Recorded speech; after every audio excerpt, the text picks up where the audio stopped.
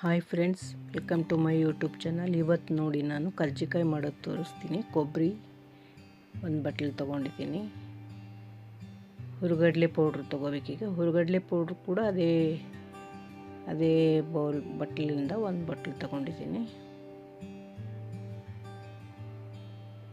ನೋಡಿ, ಚಿಕ್ಕ ಬಟ್ಲದು.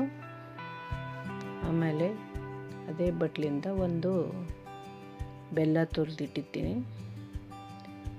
ಅದನ್ನು ಮಿಕ್ಸಿ ಮಾಡ್ತೀನಿ. ಬೆಲ್ಲ ಕೂಡ ಮಿಕ್ಸಿ ಮಾಡಿದ ಮೇಲೆ ಹೀಗಾಗುತ್ತೆ ಅದು ಮೆತ್ತಗೆ. ಆಮೇಲೆ ಎಲ್ಲ ಮಿಕ್ಸ್ ಮಾಡಬೇಕು, ಕಲಿಸ್ಬೇಕು. ಆಮೇಲೆ ಈಗ ಎಳ್ಳು ಹುರಿದು ಹಾಕ್ತೀನಿ ನೋಡಿ. ಎಳ್ಳು ಒಂದು 3-4 ಟೀ ಸ್ಪೂನ್ ಹಾಕಬೇಕು ನೋಡಿ. ಎಳ್ಳು ಚೆನ್ನಾಗಿ ಹುರಿದಿದ್ದೀನಿ. ಎಳ್ಳು ಕೂಡ ಇದಕ್ಕೆ ಮಿಕ್ಸ್ ಮಾಡಬೇಕು ನೋಡಿ. ಈಗ ಮಿಕ್ಸ್ ಮಾಡ್ತಾ ಇದ್ದೀನಿ ಇದಕ್ಕೆ ಎಳ್ಳು.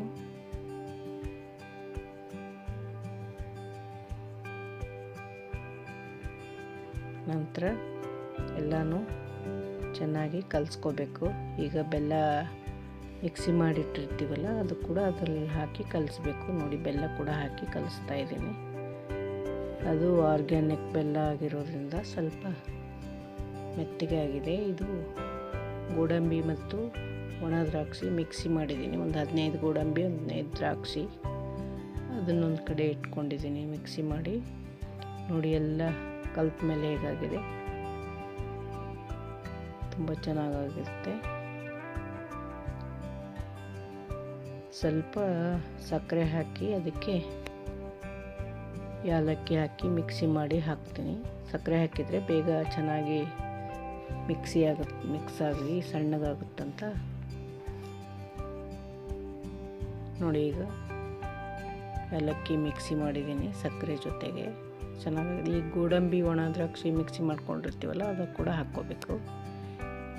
ಗೋಡಂಬಿ 15, ಒಂದು ದ್ರಾಕ್ಷಿ ಒಂದು 15-20 ಹಾಕ್ಕೋಬೇಕು. ಎರಡು ಮಿಕ್ಸಿ ಮಾಡಿಟ್ಕೋಬೇಕು. ಈಗ ಎಲ್ಲನೂ ಮಿಕ್ಸ್ ಮಾಡಬೇಕು ಚೆನ್ನಾಗಿ ನೋಡಿ. ಹೇಗಾಗಿದೆ ಇದು ಕರ್ಜಿಕಾಯಲ್ಲಿ ತುಂಬಕ್ಕೆ ಎಲ್ಲ ರೆಡಿಯಾಗಿದೆ. ಹೂರ್ಣ ಥರ ನೋಡಿ. ಇದನ್ನು ಮುಚ್ಚಿಟ್ಟಿರ್ತೀನಿ. ಈಗ ಇದರಿಂದ 2 ಕಪ್ಪು ಮೈದಾ ಹಿಟ್ಟು ತಗೋಬೇಕು ನೋಡಿ. ಮೈದಾ ಹಿಟ್ಟು ತೊಗೊಂಡಿದ್ದೀನಿ. ಇದರಿಂದ ಅರ್ಧ ಕಪ್ಪು ಹೋಳಿಗೆ ರವೆ ತಗೋಬೇಕು. ಅರ್ಧ ಕಪ್ ಇದರಿಂದ ಹೋಳಿಗೆ ರವೆ.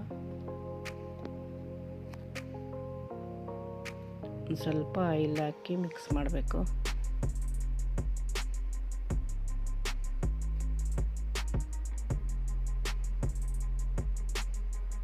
ಒಂದು 2 ಸ್ಪೂನು ಅಕ್ಕಿ ಹಿಟ್ಟು ಹಾಕಿದ್ದೀನಿ. ಅದು ಒಂಥರ ಗರಿ ಗರಿ ಬರಲಿ ಅಂತ ಅನ್ನೋ ಕಾರಣಕ್ಕಾಗಿ ಹಾಕಿದ್ದೀನಿ. ಒಂಚೂರು ಚಿಟಿಕೆ ಉಪ್ಪು ಹಾಕಬೇಕು. ಸುಮ್ಮನೆ ಟೇಸ್ಟ್ ಎಲ್ಲ ಹಾಕೋ ಪದ್ಧತಿ. ಸುಮ್ಮನೆ ಒಂದು ಚಿಟಿಕೆ ಉದುರಿಸ್ಬೇಕಷ್ಟೆ, ಜಾಸ್ತಿ ಏನಿಲ್ಲ. ಆಮೇಲೆ 1-2 ಸ್ಪೂನ್ ಆಯಿಲ್ ಹಾಕ್ಕೋಬೇಕು. ತುಪ್ಪ ಬೇಕಾದರೂ ಹಾಕ್ಕೋಬೋದು. ನಾವು ಆಯಿಲ್ ಹಾಕ್ಕೊಂಡಿದ್ದೀನಿ. ಆಯಿಲ್ ಹಾಕ್ಕೊಂಡ್ರೆ ಚೆನ್ನಾಗಿರುತ್ತೆ. ಒಂದು ಸ್ವಲ್ಪ ಕಾಯಿಸಿ ಹಾಕ್ಕೋಬೇಕು.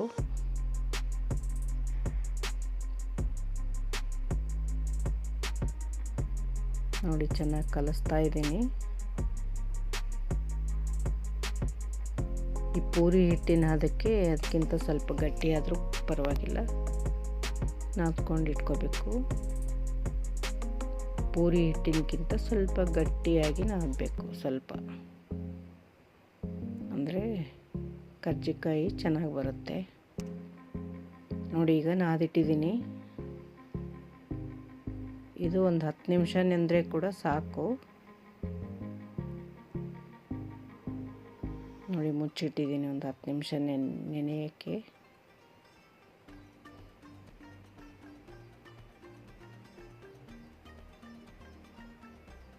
ನೋಡಿ, ಮುಚ್ಚಿಟ್ಟಿರ್ತೀನಿ ಅದನ್ನು. ಈಗ ಈ ಕರ್ಜಿಕಾಯಿಗೆ ಸಣ್ಣದಾಗಿ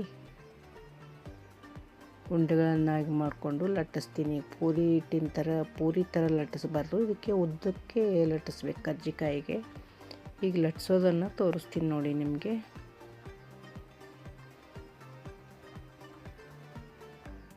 ಸ್ವಲ್ಪ ಇವು ಎಲೆಗಳನ್ನು ಉದ್ದುದ್ದಕ್ಕೆ ಲಟ್ಟಿಸ್ಕೋಬೇಕು, ರೌಂಡ್ ಲಟ್ಟಿಸ್ಕೋಬಾರ್ದು. ಇದಕ್ಕೆ ಸ್ವಲ್ಪ ಉದ್ದುದ್ದಕ್ಕೆ ಆಗಬೇಕು ಎಲೆಗಳು ನೋಡಿ.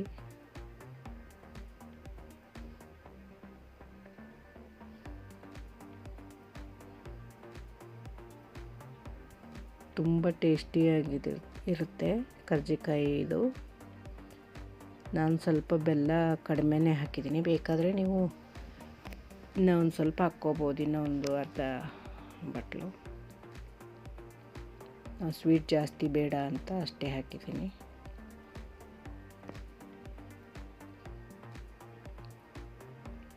ನೋಡಿ ಎಲ್ಲ ಎಲೆಗಳನ್ನು ಲಟ್ಟಿಸ್ತಾ ಇದ್ದೀನಿ. ಕರ್ಜಿಕಾಯಿ ಮಾಡೋಕ್ಕೆ ಎಲ್ಲ ಲಟ್ಟಿಸಿ ಒಂದು ಕಡೆ ಇಟ್ಕೊತೀನಿ, ಆಮೇಲೆ ಅದನ್ನು ತುಂಬ್ತೀನಿ.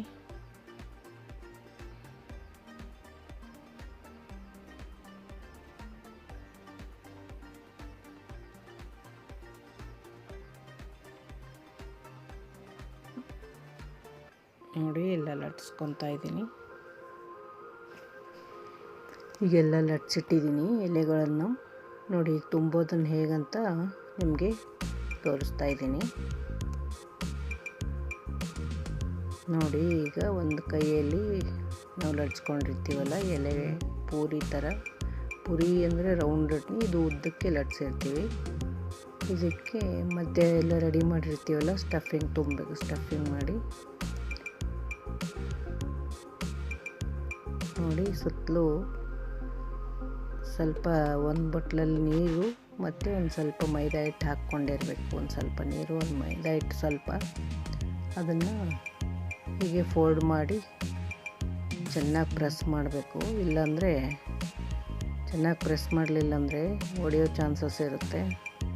ಮತ್ತು ಆಮೇಲೆ ಆಯಿಲ್ನಲ್ಲೆಲ್ಲ ಬಿಟ್ಕೊಂಡು ಎಲ್ಲ ಎಣ್ಣೆ ಎಲ್ಲ ಕೆಟ್ಟೋಗುತ್ತೆ, ಮತ್ತು ಅದು ಚೆನ್ನಾಗಿರಲ್ಲ, ಎಲ್ಲ ಸೀದೋಗೋ ಥರ ಆಗುತ್ತೆ.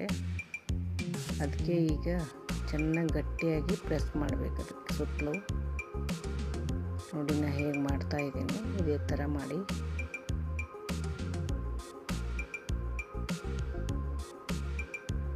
ನೋಡಿ ಚೆನ್ನಾಗಿ ಆಗ್ತಾಯಿವು ಕರ್ಜಿಕಾಯಿ.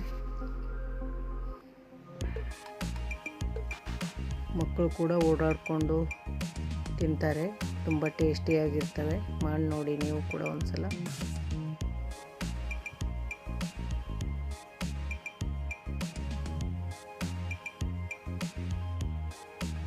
ಒಂದು ಸ್ಪೂನ್ ಇಟ್ಕೋಬೇಕು, ಅದರಲ್ಲಿ ಅದನ್ನು ಸ್ಟಫಿಂಗಲ್ಲಿ ಅದನ್ನೆಲ್ಲ ಕರ್ಜಿಕಾಯಿ ಪೌಡ್ರ್ ಇರುತ್ತಲ್ಲ, ಅದೆಲ್ಲ ಮಾಡಿರ್ತೀವಲ್ಲ ಮಿಕ್ಸ್, ಅದನ್ನೇ ಅದರಲ್ಲಿ ಹಾಕ್ಕೊಂಡು ಚೆನ್ನಾಗಿ ಈಗ ಕರ್ಜಿಕಾಯಿ ನೋಡಿ 4-5 ಮಾಡಿದ್ದೀನಿ, ಕರಿತಾ ಇದ್ದೀನಿ. ನೋಡಿ ಎಷ್ಟು ಚೆನ್ನಾಗಿ ಬರ್ತವೆ.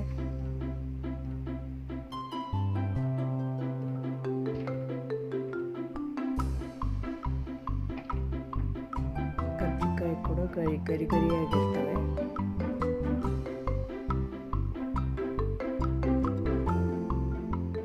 ನೋಡಿ ಎಷ್ಟು ಚೆನ್ನಾಗಿ ಬಂದಿದ್ದಾವೆ.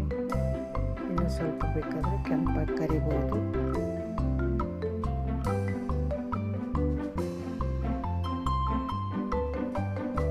ನೋಡಿ ಎಷ್ಟು ಚೆನ್ನಾಗಿ ಬಂದಿದ್ದಾವೆ.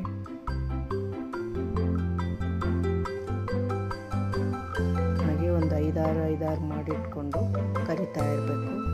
ಒಬ್ಬರೇ ಮಾಡೋದಾದರೆ, ಇಬ್ಬರು ಮಾಡೋದಾದರೆ ಬೇಗ ಆಗುತ್ತೆ. ಒಬ್ಬರು ತುಂಬಿ ಕೊಟ್ಟರೆ ಒಬ್ಬರು ಕರಿಬೋದು, ಬೇಗ ಆಗುತ್ತೆ. ನಾನು ಒಬ್ಬಳೇ ಮಾಡಿರೋದ್ರಿಂದ 5-6 ಲಟ್ಸಿಟ್ಕೊಂಡು ಮಾಡಿದ್ದೆ.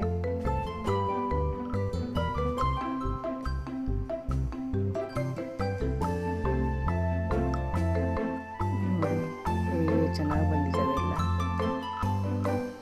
15 ದಿವಸ ಇಟ್ಟರು ಕೂಡ ಗರಿಯಾಗೇ ಇರ್ತವೆ. ಒಂದು ಬಾಕ್ಸಲ್ಲಿ ಹಾಕಿಡಬೇಕು. 15 ದಿವಸದವರೆಗೂ ತಿನ್ಬೋದು ಇವನ್ನ. ನೋಡಿ ಹೇಗೆ ಚೆನ್ನಾಗಿದ್ದಾವೆ. ಕರಿಬೇಕು. ಜಾಸ್ತಿ ಹೈ ಇಟ್ಕೋಬಾರ್ದು, ಗ್ಯಾಸು ಸಿಮ್ ಕೂಡ ಇಟ್ಕೋಬಾರ್ದು. ನೋಡಿ ತೆಗಿತಾ ಇದ್ದೀನಿ ಕರ್ಜಿಕಾಯಿ. ನೋಡಿ ಎಷ್ಟು ಚೆನ್ನಾಗಿದೆ.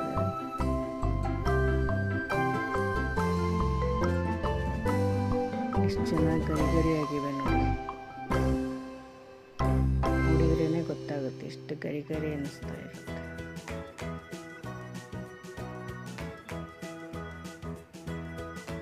ಇದು ಮಾಡೋದು ಕೂಡ ತುಂಬ ಸುಲಭ. ನೋಡಿ ನಾನು ಅಷ್ಟು ಚಿಕ್ಕ ಚಿಕ್ಕ ಬಟ್ಲಿಂದ ತೊಗೊಂಡ್ರೂ ಕೂಡ ಎಷ್ಟೊಂದು ಕರ್ಜಿಕಾಯಿ ಆಗಿವೆ.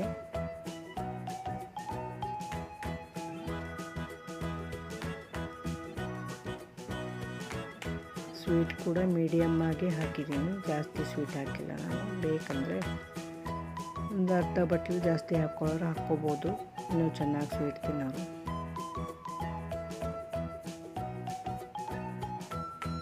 ನೋಡಿ ಹಾಗೆ ತುಂಬಿ ಕರಿತಾ ಇದ್ದೀನಿ ನಾನು.